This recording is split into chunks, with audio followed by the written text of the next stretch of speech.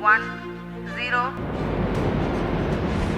दोस्तों चंद्रयान 3 अंतरिक्ष में घिर चुका है। नासा ने अपने डीप स्पेस नेटवर्क का डेरा डाल दिया है। तो यूरोप से लेकर के तमाम स्पेस एजेंसियों की नजर चंद्रयान 3 पर टिक चुकी है, क्योंकि अब असली संकट आ चुका है। चांद पर उतरना चंद्रयान 3 के लिए बड़ा मुश्किल टास्क हो चुका है, क्योंकि दोस्तों चंद्रयान 3 जिस जगह पर जा रहा है, यानी कि चंद्रमा की 4 साइट, जिसे डार्क साइट भी कहा जाता है, और दोस्तों चांद के 4 साइट पर रेडियो सिग्नल मिलना बेहद मुश्किल है। लिहाजा इस पर लैंडर उतरना टेढ़ी खीर साबित होगा। और इस काम में दोस्तों भारत का चंद्रयान भी फंस चुका है। अब आगे क्या होगा? इसरो बार बार कह रहा था कि इस बार वो कामयाब होगा, तो फिर अचानक ये संकट क्यों आकर के खड़ा हो गया है?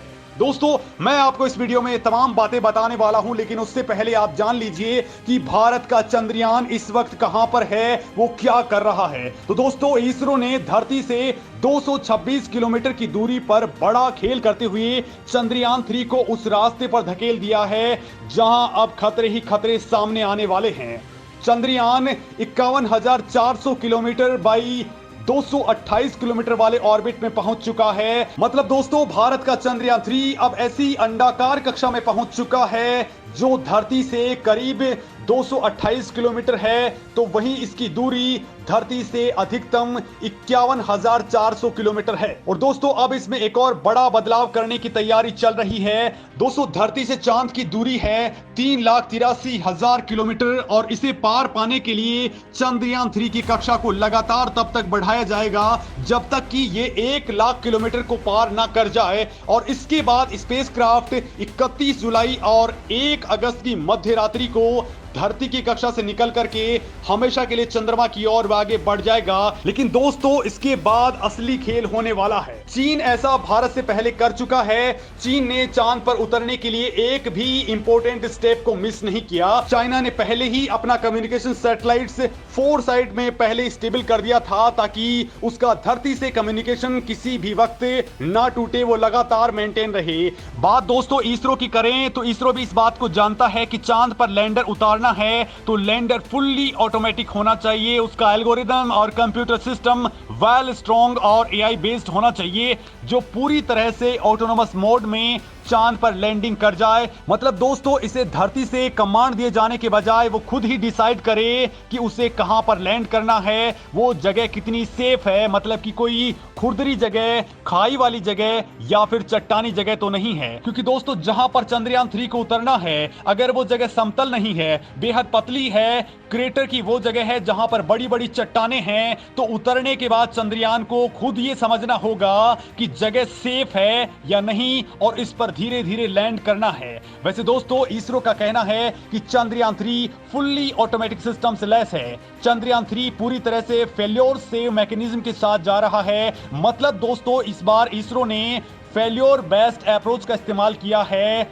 यानी दोस्तों इसरो ने सक्सेस बेस्ड अप्रोच की बजाय फेल्योर बेस्ड अप्रोच से इसे डिजाइन किया है, ताकि लास्ट टाइम में भी इसमें जो भी फेल्योर आ जाएं उससे ये खुद ही निपट पाए, वो भी 96 मिली सेकेंड्स के अंदर। यानी दोस्तों चंद्रयान 3 में ये सब कुछ तकनीक तो है, तो फिर संकट क्या है? तो दोस्तों ये बात मैं आपको बताने वाला हूं। क्योंकि दोस्तों हमारा यान चांद के 4 साइड जा रहा है, जहां धरती से डायरेक्ट रेडियो सिग्नल्स पहुंचाना बेहद टफ टास्क होता है। अब तक केवल चीन ही ऐसा मुल्क रहा है जिसने इस इलाके में अपना लैंडर उतारा है। हालांकि दोस्तों उसने भी बहुत आसान सी साइट का चुनाव किया था, और तब भी उसने एक रिले कम्युनिकेशन सैटेलाइट पहले ही यहां पर एस्टेब्लिश कर दिया था, ताकि धरती से लगातार उसका संपर्क बना रहे। वहीं अमेरिका की बात बताऊं तो अमेरिका ने तो नियर साइट, यानी कि चांद का वो हिस्सा जो हमें खुली आंखों से दिखाई देता है, वहां पर अपने अपोलो मिशन उतारे थे, ताकि उसका रेडियो कम्युनिकेशन लगातार बिना किसी बाधा के बना रहे।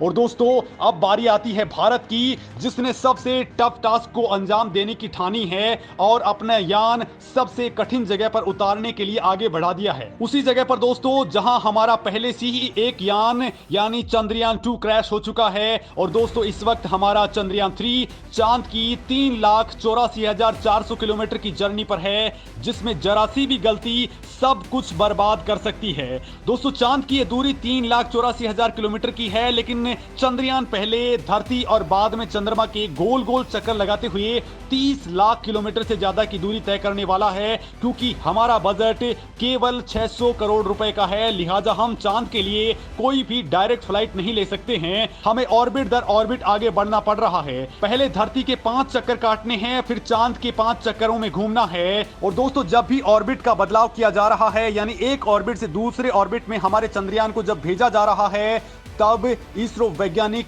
चंद्रयान 3 के इंजन को बंद कर देते हैं और जब उसे दूसरे ऑर्बिट में भेजा जाता है तो इसे फिर से ऑन किया जाता है। और दोस्तों, अगर इस दौरान कुछ भी गलत हो गया तो फिर सब कुछ बर्बाद हो सकता है। ये बड़ा संकट इसरो के सामने इस वक्त आ चुका है। पिछले मिशन के दौरान भी दोस्तों भारत ने सब कुछ सेफली कर दिया था, लेकिन लैंडिंग के दौरान चंद्रमा की सतह से 2.1 किलोमीटर की ऊंचाई पर हमारा संपर्क लैंडर से टूट गया। लेकिन इस बार जरूरी नहीं कि वहीं पर ही कोई दिक्कत आए, ये दिक्कत किसी भी जगह पर आ सकती है। चंद्रयान 3 की लॉन्चिंग सक्सेसफुल हो चुकी है। कई ऑर्बिट दोस्तों इसने क्रॉस भी कर लिए हैं और ऑर्बिट में इसरो चंद्रयान के इंजन को फायर करके अलग अलग स्पीड दे रहा है। लेकिन अगर कोई भी फॉल्ट आया तो सब कुछ फेल हो सकता है, क्योंकि दोस्तों अब 31 जुलाई को सबसे खतरनाक टाइम आने वाला है। और दोस्तों, ये वो टाइम है जब मून की ऑर्बिट में चंद्रयान 3 एंटर हो जाएगा। अगर ऐसा नहीं हुआ तो सबसे बड़ी प्रॉब्लम यहीं पर ही आ सकती है और इसके बाद लैंडिंग का टाइम भी सांसें रोकने वाला हो सकता है। दोस्तों, इसरो के चीफ ने खुद कहा है कि सॉफ्ट लैंडिंग के 15 मिनट इसरो के आतंक के 15 मिनट साबित होने वाले हैं, क्योंकि जब ये चांद पर उतरेगा तो यही वो टाइम होगा जब लैंडर की स्पीड को 6000 किलोमीटर प्रति घंटे की रफ्तार से 0 पर लेकर के आया जाएगा। और ऐसी स्थिति अर्थ पर आती है तो चल भी जाता है, क्योंकि दोस्तों धरती पर तो एटमॉस्फेयर होता है, हवा का फ्रैक्शंस भी होता है, लेकिन मून पर एटमॉस्फेयर है ही नहीं। वहां तो किसी भी लैंडर की लैंडिंग पूरी तरह से ऑटोनॉमस होती है और ये बहुत खतरनाक यानी टफ टास्क होता है। वैसे दोस्तों, इसरो ने चांद पर इसका पूरा बंदोबस्त कर लिया है। वहां पर भारत के चंद्रयान 3 की लैंडिंग पूरी तरह से ऑटोनॉमस होने वाली है। हमारे विक्रम लैंडर में एआई बेस्ड कंप्यूटर सिस्टम लगे हैं। साथ ही धरती के साथ में कम्युनिकेशन स्थापित करने के लिए लैंडर के अलावा चंद्रयान 2 का ऑर्बिटर इस वक्त भी अच्छे से सिग्नल स्थापित किए हुए है। मतलब कि वो हर वक्त चंद्रयान 3 को ट्रैक कर रहा है और उसने ही पूरी की पूरी लैंडिंग साइट को स्कैन कर डाला है। वैसे दोस्तों, लैंडर के चांद पर उतरते वक्त सबसे ज्यादा मायने रखती है उस वक्त यान की स्पीड, समय और इंजन के थ्रस्टर्स, वो भी सही समय और सही ऊंचाई पर सही थ्रस्ट पैदा कर पाएं। और उसमें भी जरूरी यह है कि यान चांद की सतह को लेजर से अच्छे से स्कैन कर ले और उसी के हिसाब से अपने आप को एडजस्ट करके उतरना स्टार्ट करे, क्योंकि दोस्तों चांद पर कहां पर पत्थर हैं, कहां पर गड्ढे हैं और कहां पर डस्ट है, ये सब कुछ लेजर या फिर लैंडर के कैमरे ही डिसाइड करेंगे। और अगर उसमें कोई दिक्कत आई तो फिर रीडिंग गलत हो सकती है और बड़ी दिक्कत पैदा हो सकती है। और बड़ी बात यह है दोस्तों कि उस स्थिति में आर्टिफिशियल इंटेलिजेंस भी कुछ नहीं कर पाएगी। लेकिन दोस्तों, इस बार इसरो की पूरी टीम फुल कॉन्फिडेंस में है कि वो कामयाब होकर के रहेंगे और इसमें भारत के वैज्ञानिकों की तगड़ी मेहनत भी छुपी हुई है। दोस्तों, चंद्रयान के लॉन्चिंग के आखिरी 73 दिनों तक 80 वैज्ञानिक अपने घरों तक नहीं गए थे। लिहाजा दोस्तों, आप भी सोच लीजिए 73 दिन यानी कि लगभग 2.25 महीने से ज्यादा। इससे साफ पता चलता है कि हमारे वैज्ञानिक चंद्रयान मिशन को लेकर के कितने ज्यादा तत्पर थे और कितनी मेहनत कर रहे थे।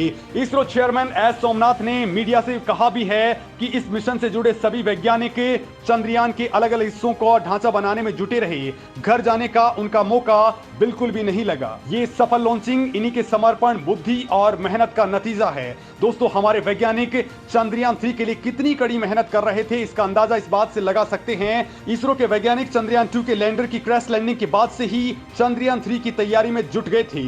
पहला साल डेटा एनालिसिस और उसके सिमुलेशन के जरिए गड़बड़ियों को ढूंढने में बीता, तो दूसरा साल उपकरणों और टेक्नोलॉजी में सुधार किया गया। तीसरा साल टेस्टिंग के चरणों में बीता, संभावित गलतियों को जानबूझ करके उनके परिणाम खोजे गए, फिर सॉफ्टवेयर और सेंसर्स में बदलाव किए गए। चौथा साल दोस्तों सभी प्रमुख केंद्रों के साथ बारीक समन्वय में बीता। हर एक गलती को बार बार दोहराया गया और ये देखा गया कि उन गलतियों से कैसे बचा जा सकता है। और दोस्तों, अब हमारे वैज्ञानिकों की 4 साल की मेहनत का ही नतीजा है कि चंद्रयान 3 धरती के ऑर्बिट में चक्कर लगा रहा है और 23 अगस्त को शाम 5:47 पर हमारा लैंडर चंद्रमा की सतह पर छू जाएगा। दोस्तों, इस मामले में आपका क्या कहना है, कमेंट करके जरूर बताएं।